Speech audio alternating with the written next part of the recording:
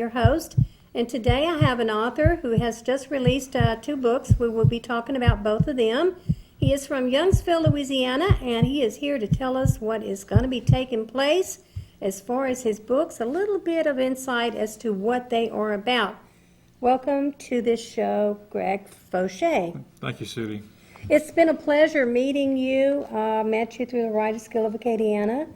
And Acadiana, he seems to be a really, really shy guy, but let me tell you what, he knows what he's writing about, and he has some interesting twists and turns in a couple of his books.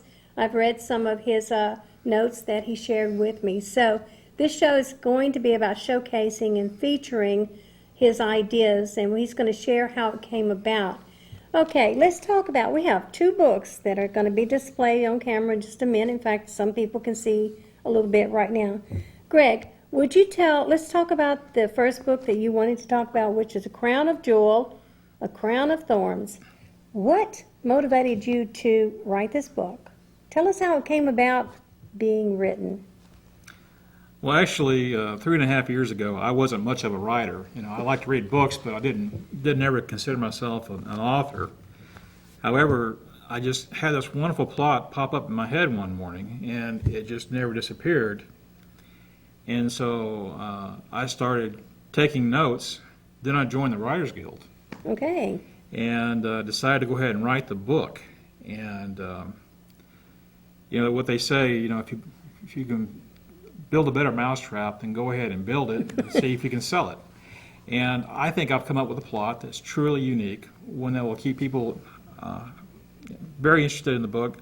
In my opinion, it's a page turner. Anyone that wants to read the book, I think, will find that they'll want to finish it pretty quickly because it does capture the interest, the reader's interest. Well, just by the notes and the insight that you shared with me, it definitely even looks like it might be something movie material. People would want to maybe make a show out of it also. So you kind of talked about it being possibly, you know, one of your books. Is this the one that you thought would make a great movie?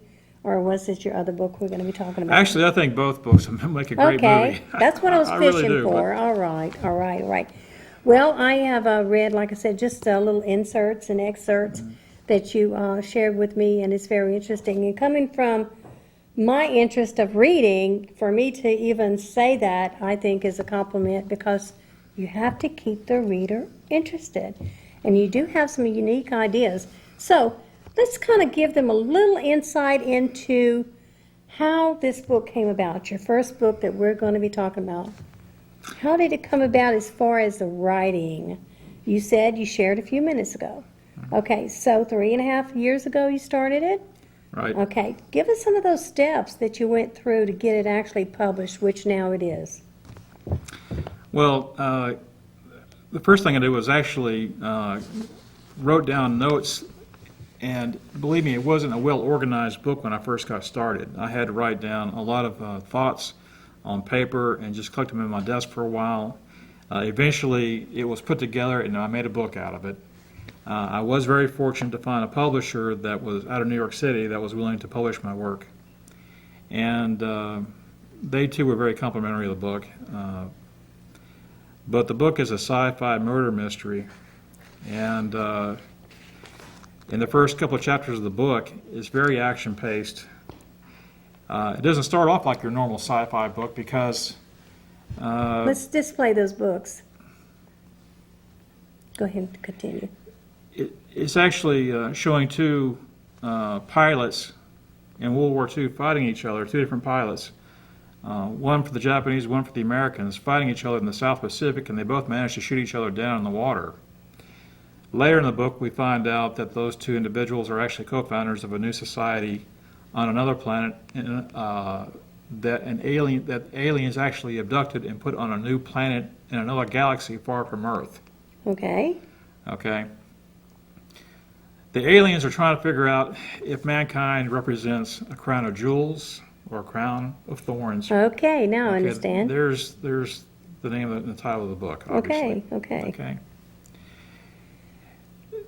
I think the alien culture thinks more highly of mankind than I think mankind thinks of itself. They see that we're all miracle creations. Our creativity, our ability to feel feelings from a wide spectrum of feelings It's something that's extremely rare in the universe. They know it. I think sometimes we take advantage of it here on Earth, take it for granted. But I think the alien culture, the alien brethren, as mentioned in my book, see that we're really, truly all miracle creations, all of us. All of us. So, but they still, what they really ultimately want to do is merge their culture, their technology with mankind, but they don't think mankind can handle the technology. We might end up killing each other with it if they gave it to us right away. So what they do is they create this planet. They don't create the planet. They identify a planet. They take people from planet Earth and they put them on this new planet. And it's basically a utopian environment because they build advanced robotics, androids that assist mankind on that planet. So really, their lifestyle on this new planet is to be envied by everyone on planet Earth. Well, like I said, I'm listening to what you're saying right now, and it caught my interest, and it's definitely something that if anyone's interested, it's available where? It's available on Barnes & Noble website, also on Amazon. Okay, and the name of the book is?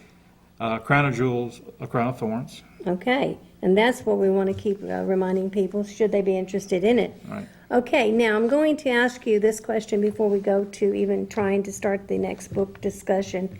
What, is this the genre that you always wanted to write in? If you wrote, once you decided you wanted to write, do you plan on continuing this type of genre, or do you have other interests? Is it always going to be sci-fi? I love sci-fi. I like the paranormal. Okay. I enjoy. I think there is something beyond what you and I see with the eyes in our head. Okay. That's right. I think there is something out there, and I think every once in a while, all people, regardless of their backgrounds, get a little glimpse in their lifetime. We just don't know what it is exactly. But yeah, I like the paranormal. I like to deal with the sci-fi stuff. I'm hoping to write a sequel to Crown of Jewels. I'll see how it goes. That's exactly why I asked you the question, to see if you were going to continue on telling the story and showing the latest results or the adventures or whatever. How has this writing affected your life, positively or negatively? It's a positive influence, absolutely. And I encourage other people to go out and write. You know, I was just a regular guy 3 years ago when I started writing. There's nothing magical about me. It's just that, you know, I would go to movies and I'd think, you know, I could predict the plot, I could predict the ending, and I felt like I could do a little better job than what I was seeing on the TV, what I was seeing in the movie theaters. So instead of, you know, complaining about it, I just went ahead and did it. And I think I've written 2 really good books. Well, to my amazement and surprise, 3 years ago, you casually, very calmly, very meekly mentioned that you were writing a book. And then, lo and behold, the years passed, and all of a sudden you show at this organization, I'm the president of the Writers Guild of Acadiana. So naturally, I'm interested in anything anybody's doing, or if they're there, why are you there? Are you writing? What are you writing? Okay, what are you going to do about it? Maybe someone else can help you. And I think I was kind of picking at you a little at a time when you'd show up, and then one day out of the blue, you showed me this awesome cover of this book, and which is the alien on the book. So that cover goes to which of these stories that you showed me? A Crown of Jewels. Okay, I want to be sure that we're getting it. And just the cover tells the story that interests, and I'm understanding from learning a lot from a friend in the publishing business, that cover is what's going to tell the story. Get the people interested in what's inside the book, and then you flip the back of the book, and that's going to get you interested what's inside the book, literally, as a story. And when you showed it to me, I mean, I'm like, I want one. I just wanted one because of the covers, and now that I've read what's inside of the book a little bit, naturally, I would like to be able to have one of those in my collection also, which I failed to tell you that we will make arrangements for that later. So the question was, you know, if it had affected you positively or negative. And I have seen a growth in you to the point where, geez, you just may end up being on the board of our Writers Guild of Acadiana. Well, I certainly hope so. You I would know, like that your very much. interest, your passion, you're wanting to make a difference, you're wanting to, encourage other people because you were encouraged. That's the reason that we want to support our authors. So we will have to tell Acadiana, stay tuned, because if that happens, I'll be making that announcement on this show. We can't let anything out until it's official, but we will see. He is one of the candidates for sure. So backing up, let's go on and explain what's this revenge story that you want to tell? Boudreaux's Revenge. Actually, I got a couple of kids that kind of helped me put that story together. All right. I have one son who swears that he has seen ghosts all of his life. And then I have another son who is very country, likes pickup trucks and guns and likes to hunt and all that. So I've kind of combined those two kids into my book, the way I formulated the plot and everything. But basically, it's a love story intermingled with a lot of paranormal activity. Yes, I was very interested in that. But ultimately, my protagonist, Chris Boudreaux, he wants to be the alpha male. He wants to show the ghost that caused him to struggle with his love life, let's say, that it got him really angry one day. So rather than be a victim, he decided to take the initiative and show his ghost that he's no pushover. Now, I don't want to give anything away that you don't want to give away, but Acadiana, let me tell you something.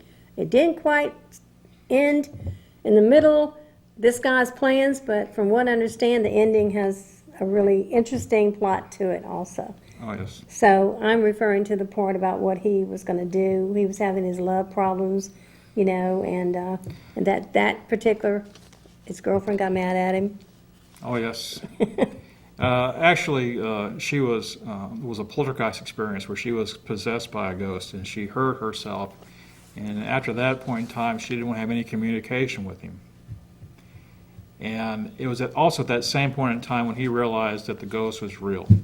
Because there was no reason on the face of the earth why his old girlfriend would have ever done that to herself. So he decided to take the matters in his own hand and show some revenge. Which is why the name of the story is Boudreaux's Revenge. Yeah. And it's so different from anything you see on the movie screens or on TV. You watch TV these days and you see a paranormal movie and it's the same thing over and over again, in my opinion. Yes. Where 2 o'clock in the morning the ghost comes in and they start to scare people, okay? Here Boudreaux says, I've had enough, and he takes the initiative. And the way he goes about doing it is very creative. Yes, because I am one of those that used to never watch the paranormal shows, but there was one that was on television that I was monitoring, and it was true. The same old plot, looking, think I see it, think I hear it. There was really no story as to interaction of any other characters other than we're looking for it. Is it there? Can we prove that it was something?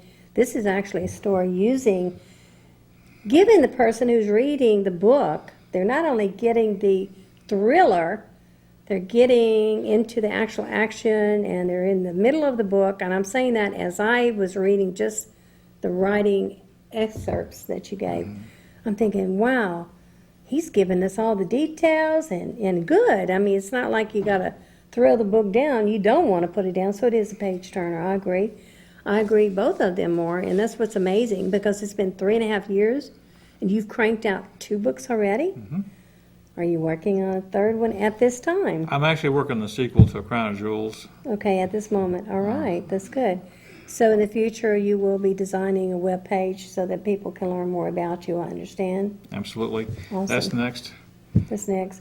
Well, in the meantime, when are you inspired or motivated to write? When do you actually have the time to write? Or do you have any certain set schedules, or when it hits, it hits? You said it right. When it hits, it hits. The thing about good writers, I believe, is that when they get hit with a novel idea or concept, write it down immediately. Don't think you'll remember it the next day. That's right. Just put it on paper right then and there, throw it in your desk, put it in a file, but don't procrastinate and not do it. Yes, and I totally agree with you that you just never know. One day out of the blue, somebody else may pick up those notes and publish that book for you. That's right. And that's exactly what's happening in these days, even for myself right now. And so that's what I had shared with you prior to the show. I had written 5 stories. One was printed, published, not printed. There's a big difference between printed and published. Published means that you're going to get all the open doors to help people know where your book is and what's going on, and if they are interested, how to get more information, and go to the locations if needed, wherever in the future is announced. Whereas printing is just print it up, and here's your books, and you're on your own. It's a lot I've learned this year. And so I say that to say this, is that many years ago, timing is important. I did publish one book, but then sickness in the family stopped me from being able to market it, which is very important. Okay, so other stories were written, and I just put them up and shelved them and said one day, maybe if I couldn't do it, somebody in the family would do it. And that was like 1989. And here it is, 2015, and it's happening for me just out of the blue. All of a sudden, all those stories that were shelved are being ready to hit the shelves this weekend, actually. So I'm excited. It's never too late. Now, I always in the organization, write it down. It's never too late. Doesn't have to be perfect. A lot of people think you got to have it all together when you first write it down. That's the reason for writing notes. In editing, you can do it yourself and get it in order, but then when it's ready for the real big-time publishing, then you get someone to check your editing. And before you know it, you have a published book, and you learn all the resources. Now with you, what resources do you really and truly trust, I guess is the word? You know, like which resources, how did you go about choosing New York to publish a book? That would be a good question. Well, Did you do some research? Well, I did a little research, and I reviewed their contract before I sent them any money. Oh, right, okay. And I wanted to make sure that I was getting a fair deal. I felt like the book was quality enough that I could go to a lot of different places. And I actually went to some other places that wanted to do my book, but I chose Page Publishing because they seemed to be the type of organization that would pick up the phone when I called, get a real live person when you needed to talk to someone. Huh? So I chose them, and I haven't been disappointed. You have not been disappointed. I have not been disappointed. That's the most important thing that you just said, Greg, because a lot of people, have written. I'm speaking from experience of myself that I learned that first publishing was I learned. But as the president of the Writers Guild, I've really taken it on myself to do more research because I don't want to mislead anybody. And I sure don't want people being taken advantage of. And I encourage them, like you just said, get the information. Be sure you ask the questions if you're going to be getting what you are wanting done for your book from the very first step, from editing down to, your title of your book, whatever, your cover, front and back. Because I hate to say this, but there are some people that have been taken advantage of, and a lot of money has been wasted, and their trust has been broken. So trust, good quality work, is very important for the upcoming author. And I think that's an important point, too, Sudie. People out in your audience may not realize how much time, effort, and money that we put out to get these books published. It's not like the old days where a publisher would say, hey, here's your book, I like it. We'll mass market it for you and pay for everything and give you a check at the boot. Only a small percentage of books today published are actually fitting that mold. Unfortunately, that is the truth because of the fact that the new authors that have come to me recently that just got inspired or motivated to write their books, that's what they thought. Oh, man, I can't believe it. I've had it on here for a year. It hasn't sold anything. I mean, it's a good story. I say, yeah, I know you wrote it, but you got to market it. These days, it's nothing free. You have to get out there and you have to tell people and you have to share. And it's heartbreaking if they've been taken down the wrong path. So my goal is, that's why this show's created, is to let Acadiana know that we have authors here, we have musicians, we have chefs. We want to tell you what they're doing, and then it's up to you if you want to check out or you want to get more information. And so on our show today, we have Greg Foshee, here we go, get that going. And he is an author, and he's from Youngsville, and he has 2 books that we're out here talking about today. They're both sci-fi, right? Yes. Yeah. So is there anything that you'd like to bring up about your book? Like if you could describe your first book in one sentence, what would you say? A crown of jewel, a crown of thorns. if that is ever made into a movie, it's going to benefit mankind overall. I might even win the Nobel Peace Prize. Oh, I like that I mean, I'm just kind of telling you, thinking. it makes you think, what are we? I love it. I do love it. I love that idea. Okay, and so Boudreaux's Revenge, if you had to say one sentence, what would you do to captivate?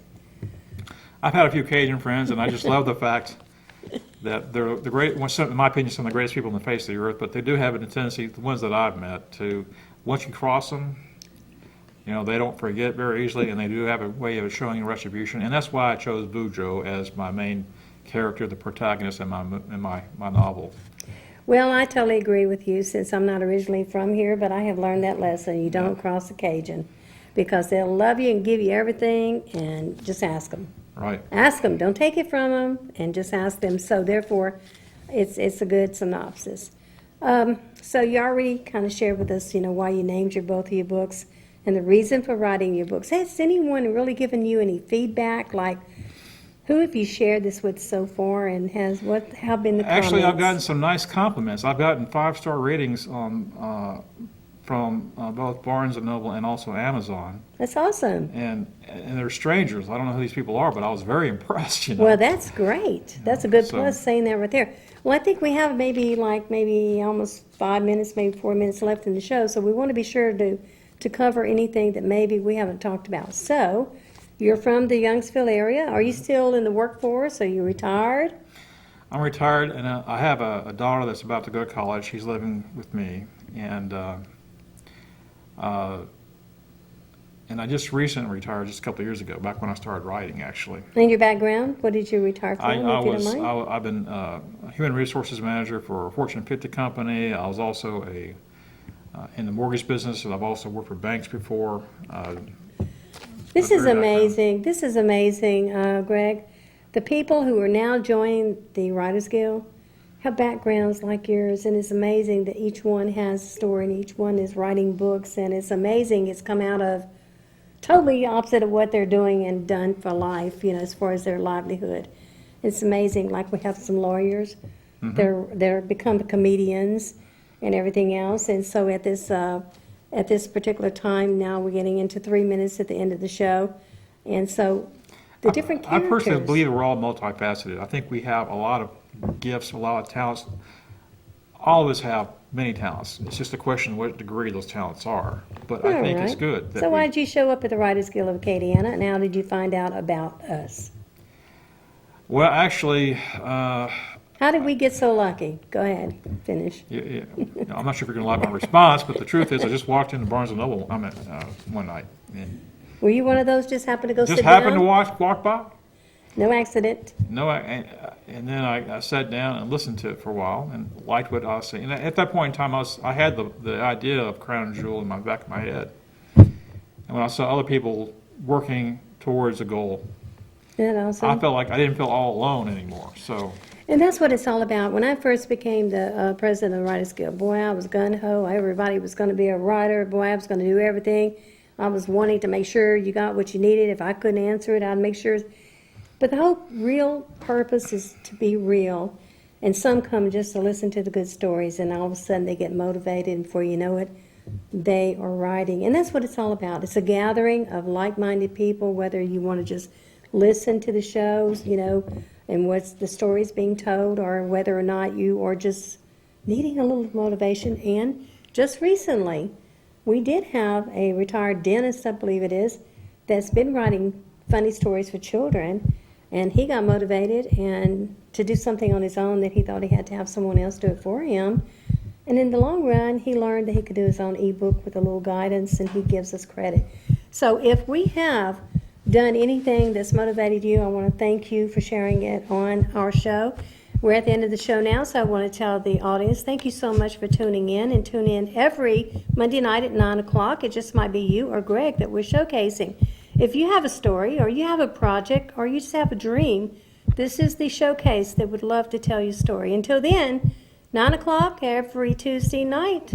Okay, used to be, now it's on Mondays, so sometimes they do work us around. But until then, here we are, and you be blessed. And this is Greg, and he's from Youngsville. Be sure to check his books out. He has two.